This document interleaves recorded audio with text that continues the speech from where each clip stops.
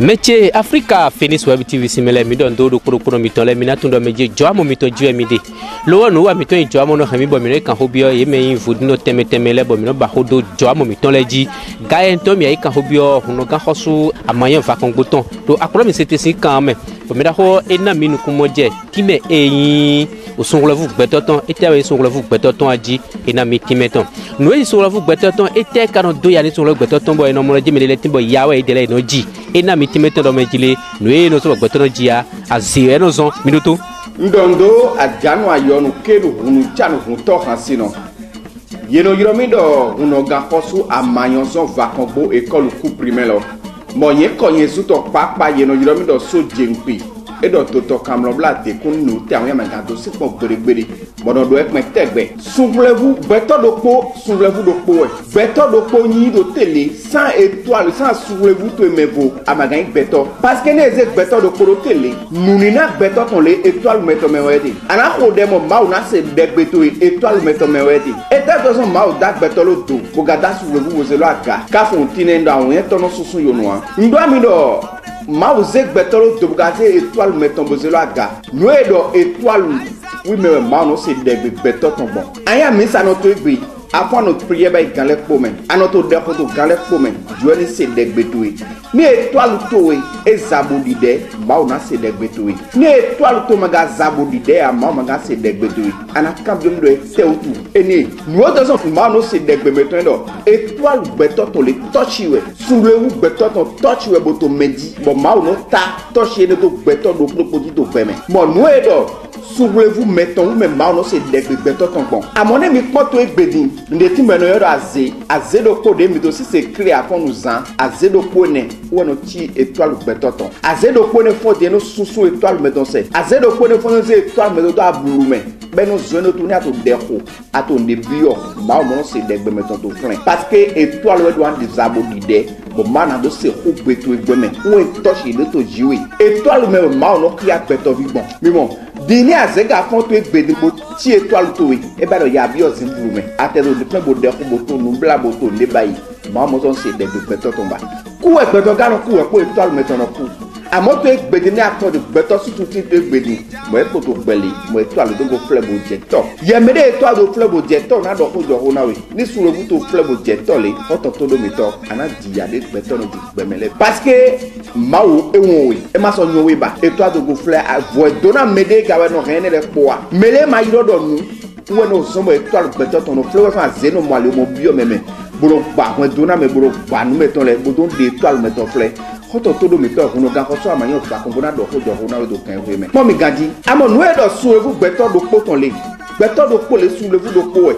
soulevu ni beto ton ou me ma no se de beto ton bon soulevu beto ton ou me we ni atonde ba to di fo ye ko de soulevu beto ton ma no se de mi o so mbopon de do di Jésus Christ Nazareth dono étoile ton e do riam soulevu ton e do ya di bi ko wono le soulevu ton e do ya do bi gigono le jawi soulevu ton e do ya do village na ado akoso to peme soulevu tu me ye mo gboma ba holu ton awon do vision de na je no bubi kwata ma to gato to étoile ton do te otu jiwe o se gbe ton ma o se degbe ton bo wuli bonne bo protéger ton mo ne étoile Jésus to gbe mo ke to ma pe go ni ndo ne étoile to te to gbe mo ke to ma ga pe go me ne étoile de go ti abi étoile de go bi abulume amo ke to na pe go jan tantan na e gbe to ga nu e gbono étoile mi to abulume na we aso ga nu e gbono ke étoile mi to go ti nous vo voir we me de étoile to abulumele e to zevlume ye bo ma ta gandi bo to yele amo menele ni da lonu so wa to eyin le mo aso to egbe yira wa so ne bo fo bona so do aho ka ko bona so ma so de vo ni e ti mo ma ye mede ba aze ndi am mo no ko yin loton we do étoile mi le ton e ko bi abulu me de étoile ton e ko tile amo menele wo no to kelu to gbolo men bo yile ya wa yin ton bo to kelu to ai ho bana de ya ton diwe kle ko san kuna de ya ton diwe di khosu do khosu na de ya ton diwe jan tan no do mi tegbedo me de étoile ton wo go tile wo be ko te bo ma fle mo étoile go ti wo amo mene wo oya ya to ya jikri afa ya ho na je ko mo po mo de si mo gba mi o ye mo do ko je to gbe sa meto me amo mede étoile to go kuli kaka be to gbe mo étoile to go fleur bo je to ene wo ma do solution e ma do ye jelalo do nyede e ma do moyen amo ne étoile to ma go fleur e do moyen mo na sauver do moyen mo na go alo na we mo étoile to na se ata mo ji wona je degbe to eseji amo menele no zanu to egbe ke nu ma dinami do étoile to go ku étoile to go ti étoile to ta blume e no zo ene o to egbe ye kawe ma go déposer ba so po ye mo fling je ji e zo ye te do ko me po ko ene le ye mo fling ko le ba me ko do ho mo fling abi do pa na ye mo fling pa na bo de na ye no won Diego étoile to ta blume ni me de si étoile ta blume o ye no won Diego no me do étoile lo ni no me do soulever vous betonton soulever uni mimo soulever e di betonton we ku e betonton ku we ko mo étoile to no flé bo je to no me do étoile betonton we soulever de no agablon ta ou enyi no me do soulever betonton le me de to pele bo soulever to ko ku me ne wo to ma do solution e ma do voje ga ya mi sa gba me gboro e ma do solution amoni do mi to hold on mo edo nawe agamba egbon bo étoile to we e na note ba ma na du wunya amo étoile we we mo no se bo no so ason nze étoile we ni photo gade me na fonde photo 3h27 minutes na yiro étoile ti bo na so ason na yiro étoile ti bo do ho bo étoile ti po na yiro étoile ti no e bante ngana done be na mi tiawe tatan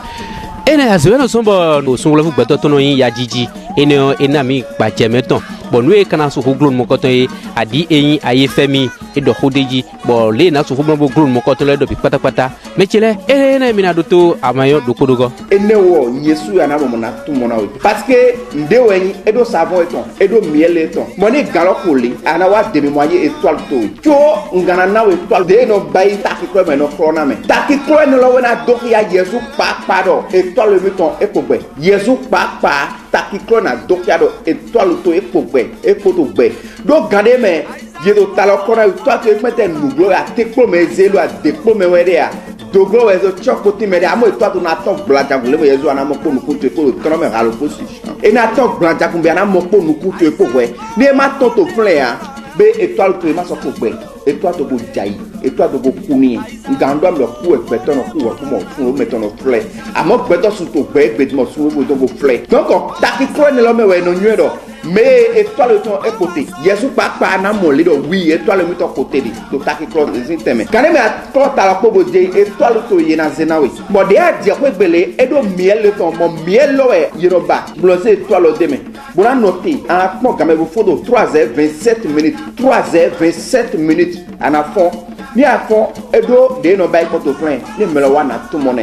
bena mo étoile wo to pa parler par on tient donc bona giro étoile to ma zone de baidi nous les dieux de beto me we bana zone étoile we ton asu di we there aso di we there e bana nu da ho to gbeme we ya e bana do evolution we ya ni do bloquer azo to gan wo lo me su chan we no wana me azo to una kana mo epe ton janwe be ga do adie ton adile mi no yo savon aye fe mi mele bien ye ku yen mo gbenye mo jogbe yen mo ye ku ga so nyen amo savon aye fe mi mele bien yen ni do no ke ye do ne ho dogodo le bien no dogodo me ni e hon dogodo ko na dogodo je na to le bien no dogodo le bien no su hon do me amo ne e hon yin wura aye fe mi we do ne e hon gbe yin wura we amo le po na yin wura we ana do no konji do azo me we a won to na bi o mele no aya lo so wa to egbedi super ma yin kwa to si to egbedi ni do ma yin wura we e ke na se tajo da ni blada na me won na na ko se tajo na ma ado société de be abi ado entreprise won na na wa ko yo do wa so na mi ni me won na ma ngazi azo na we donc savon aye fe mi ndie mo ni to c'est ça l'étoile mettons to te galé bime gardez même là bas rituel étoile c'est nous waton et na savon lo jan et tendant ni be savon to c'est en la lo étoile to so nous moiti abo galé be to briller yemede étoile to do briller amo film mele jemo to e adu ko lu to le blanc mais yemede étoile to tele na je fe no ki ko menu galé bime joie me we no ni do mele to problème ye galé be to joie me ai ho be ni unra we ni ai ho be no kwa lo na me no do ami tek bodo ma o wa je to mo yi retraite bo boje egbe ai ho ta zo wa money do no ke ato nde pate gbe ho be no na me ni eto adugati arabi o se ru me poto susu le gbe mo se fu to eji bo ma yon we to ti jo ko epo yo yin to so lai ye go voyage yo go togodo yo yin ajo ma da ho no abi yo lu kan da ho to so lai mo gbe din lebi wa ple mo yo ati a lo pale di ndo am do étoile to etu abi étoile to bi o sin vuru me enu we so mo sin vuru papa ju ba ma do no kon yi savon aye femi to fi ni abaye rituel étoile zin wa ton aye femi ni ja so ani be zinzan amo peto na bio si champ e ma to le pepe glo azo rien na fond 3h27 minutes bozo yo étoile to e bo so azon we azon na wa na we jan tanda e me bo e me aze ni ma ba rituel ma ga yo étoile to e ni ma ba rituel lo ama ga yo étoile to pon ama ga fo ko mo étoile aka po me étoile ye toto ya gane ba mo étoile po bo be azon zizon ama ga fo be mo adoranyo étoile to jan tanda sun le buto e to tanda be ananyo mo rituel bi ba zi temelo takiko zi temelo ene we no do yana meledo bo to ya yesu do oui étoile ti pe côté étoile ti ma ku étoile ti ma fleke to plein we no nyu teni plein ye to na nyu kade me do tala kwa étoile to bo fleke pe de egbeni azeno ze étoile me to mo so diplôme abi aze do no me bo su yo se me to tombo me to egbeni yo se me do yo do me yo kundu ali oji fide yo abi go me bo su melele mo di to mo khelu me jan di na do ho jo ho na mi hono ga oso amayo fa kon go ton no pele gidi no ko do gbe mo so kono ka nyem lo savo fide no wa amayo to gbon bore ni amayo mo savo do abo sisanle ave azewe kare me azeto ya donawe azeto agbanawe azeto lukumbi nawe ni afomo ta fosan avewe asan bo gbezi ali okandi aizolo to de gbakon aizolo loko kon abi izolo to vale fle ave azeto we do ni note ko mi pe de mi ja et de ba 2 mois 3 mois amu ya so le ko wa afa ife gbogbo kanu aso mo se ke azenya ya to do ni we so amayo mo savo ni amo ete utu eso ma azedo nulemi lo ba nulemi ka mo ze gbeto bo no busedo gedeme we so azeno ze gbeto do gedeme ni suba nde ye fun gbedi adunu yi ma hane jo ya ni ye ma ze me do gedeme ti adu ede ne ma ze me do gedeme han ti anu ede don we so no wuli mele te gbe ni mele to fona mi wuli gbe mo bla mo zo gedeme jodo flen mo mene na to lu na yire tegbe fi pe de be kan ya no da zewe uno ga hoso amayo ba kon bo ton do to e do su gbe no ni da yi mele wa se je da pa to gba ba gbo fle aze ba outdoor aze gbagba ni si ami yo pa kon loko yo pa kon zabe yo pa pe wa amayo de ndo ado ani wa amayo de ni yen ba na ma so e futa si koko gbedegbede pen atono gbomi parce que gane me aka fa bo savo o fa no vo e fa no wa ali do ya me to e fa yi nyeno bio mi unu wa to lo mi no tumo nu e mi no wa mi no tumo na mere no mo kun je me nu e do fa ali do ya me to nu e do fa mbe we fa yi mo e ga jo ti me ado nye mana gbavo o fa hen de yi fa hen do amana gbavo nu e ja so fa hen na do na wi nu e go jo wa fa so hen na do na wi amo fa ma do ache de do kun bo na ya zevaji bo de we to an zevaji e pen e ma do amayo egbe wo ta poji ni bo ko lo do kun bo do grade de na do bo do apomo ko to e he na igbe de we ma tun we son ton pa ke azeni azewu we to egbe bo to gede we ko je ma tina bi o problem we nu me to bi no poli o bi me ta zo me ye ma na se we ma ye gede na don to bi bla me kan le bi me yo to draw lo pa le ku do kan le bi me ma na blame ko to do mi to we do azeni amayo do mi tegbe fa pepe we to no konti bi ko me gbe mo ta poji na yin klo no do mo na mi tegbe e me go ye me to vivi no do am tell do aze no gbegble we ma wulo do ma ya je wo yanze wo so kun ga ko so amayo ta kon boton ye pa se ko ma do nyen ri ni awuli vito na edo asiwe ni awuli vito be han wa de mi na edo asiwe jan tata ne ma gbere ndo ani jo ni ma jo na de we fle ne wo ku yo mo gbeyan jo gbeyan mo ye ku yo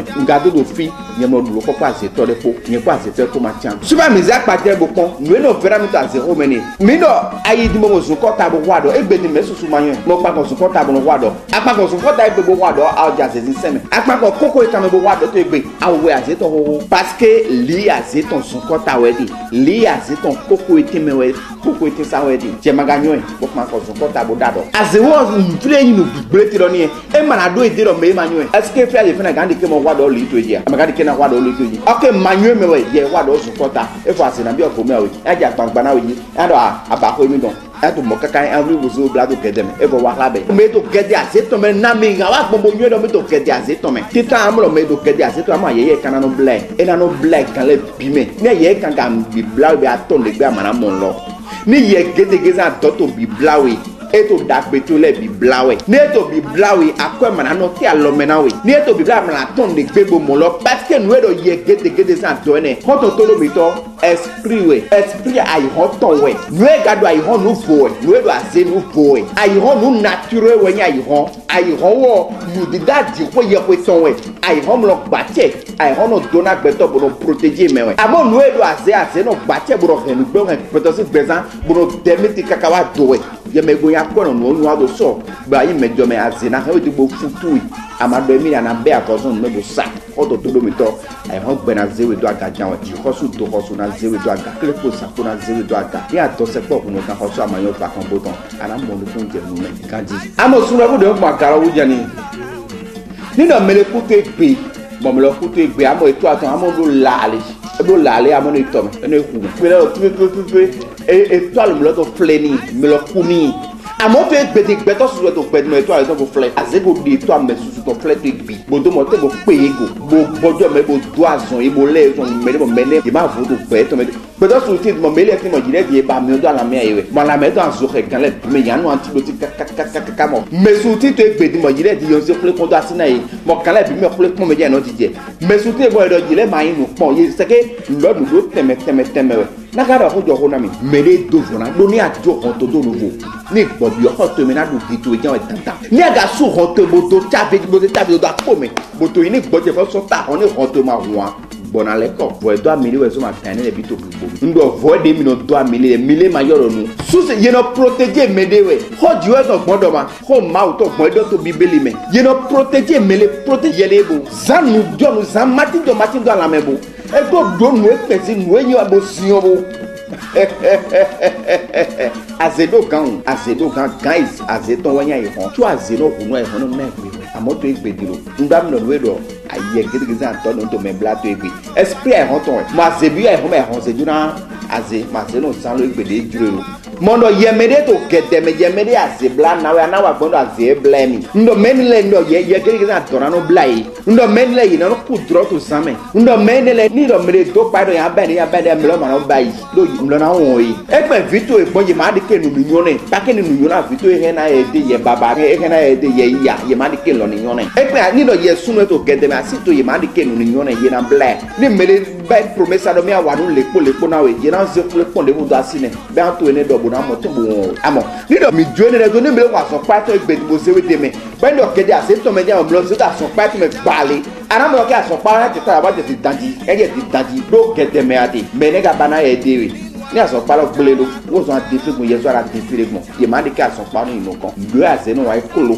mere ko boutique egbe bo se de me ni